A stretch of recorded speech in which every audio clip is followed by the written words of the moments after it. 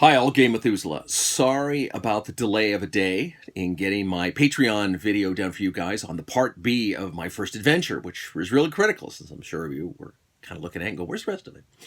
Anyway, my big black bulldozer cat decided to push my miniature box off the table where I was doing the videoing, and that caused me some consternation since he broke a lot of figures and damaged a bunch, and I've been sort of doing some patch and glue and drinking a lot.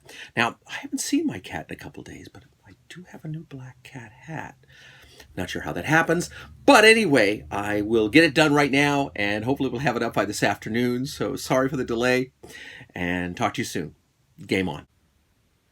Well, all, here is the battlefield. As you can see, I've set up this old D&D jungle ruin, which I find really nice, on my battle mat. Put some extra trees and bits around it to make it look like the forest is encroached a little bit more. But this is where the final fight takes place. Now, I've run this as an underground, but I find that it's much better if you run it as an open battle.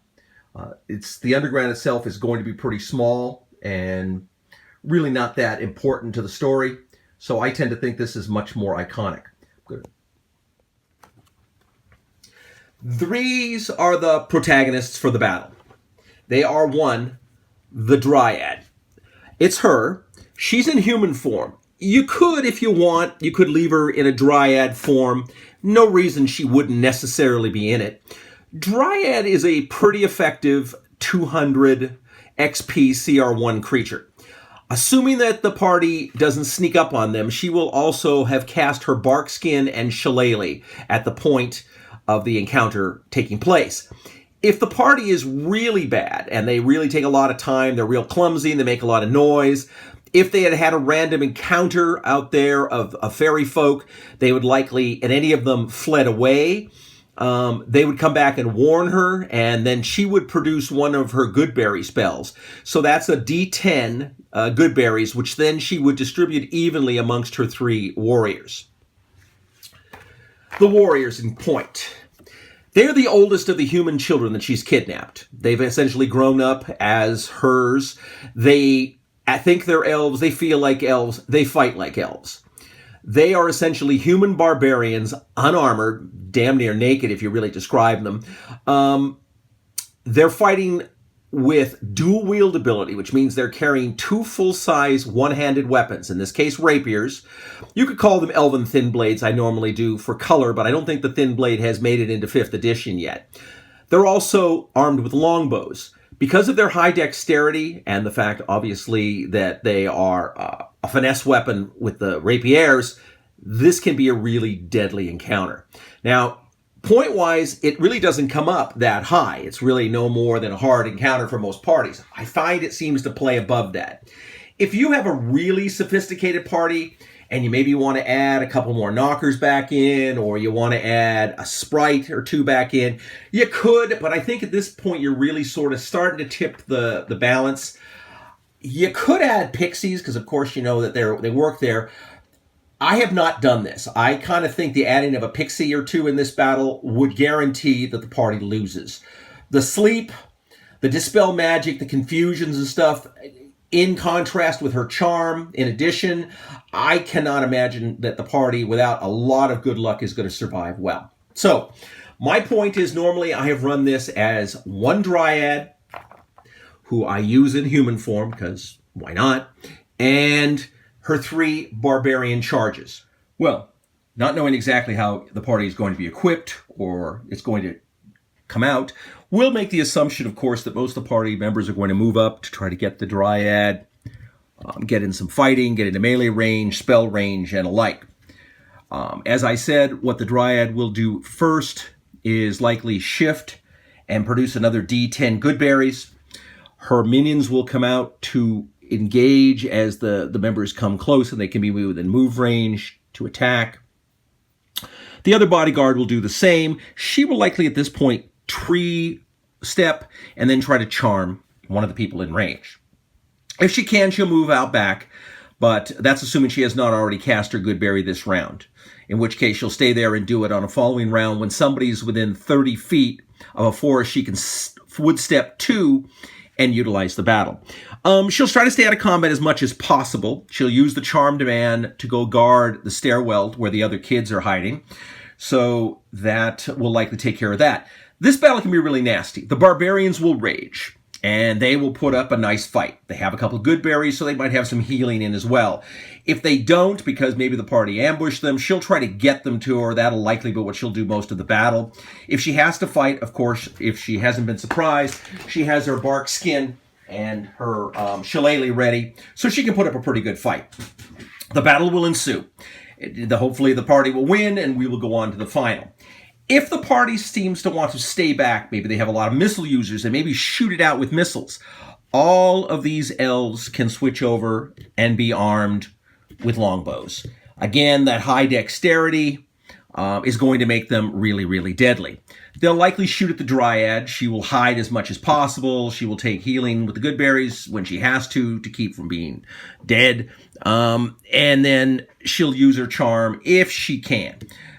If we end up with a missile duel, which I'm sure you've seen before, I'm not sure this necessarily favors the party either. But again, that's going to be up to your players. The battle's going to ensue one way or another. If she beats her opponents, or let's hope to say when they beat her minions, she will try to retreat back underground. She may take if there's a charmed human with her, or charmed player character with her, she will take him with them. If any of her minions are still alive, she will take at least one. If there's more than that, they're likely to continue to keep fighting. But when they're down to one, she'll try to retreat back underground. If she goes underground, it's really pretty simple. You have essentially a 20 by 40 foot underground. All the children are huddled in a corner in fear of their lives because these evil humans are coming to eat them. The party gets down there. She will not have her barbarian attack or anyone else attack the rest of the party. At this point, she'll try to negotiate with the party, basically saying, look, I have enough bloodshed. I've seen too much death in all my time. All my children are dead. You now wish to come. You've killed more of my children and looked like you might kill additional ones. If the party then proclaims that they're just going to rescue them and take them back to the town, she says she will allow them to go, but the party has to kill her because she has no desire to live.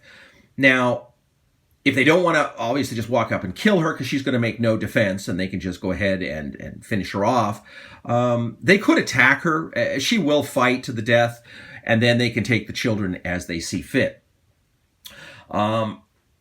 If the party fails, and for some reason they get knocked out, which is not beyond the realm of possibility in this scenario, and you have a failed event, what will happen is the party will wake up covered with leaves and debris, uninjured, and if they come back to the temple here, they'll be a little ways into the woods. If they come back to the temple, they'll find that everyone's abandoned the location and gone. If they go back to town, and you can still run a random encounter going back to town as normal, they will find that about 10 days has passed since they left. So somehow they have failed. She has taken off with the children and gone to places unknown. Now, remember to tell them, until they see them up close, they're going to think that the barbarian warriors, are elves. They look like elves, they dress like elves, they fight like elves. It's not until they are dead, or at least they've killed one and had a chance to look at it, will they realize that they're human. I don't know whether they'll make the case initially that they're children. You can tell them that they look very youthful and young, like elves do. But basically what you have is some children who are in the 15 to 16, 17-year-old age, who the party have dispatched.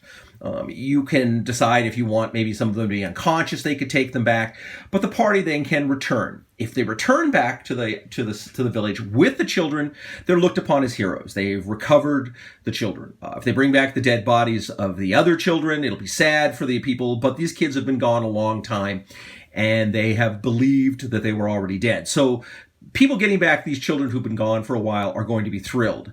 A couple problems. One, the kids sort of feel like elves. They kind of feel like, maybe you killed their mother.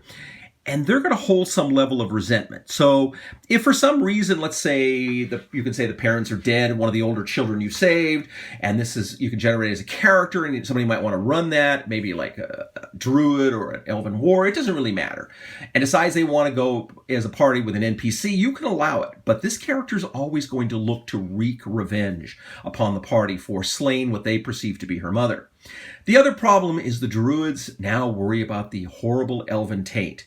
They must desire that all the children be given a test to prove that they are not tainted by the great elven scourge. Now, this can be pretty deadly. The druids aren't necessarily interested in necessarily keeping these kids alive as much as they are keeping their reign of power. So the party might need to negotiate.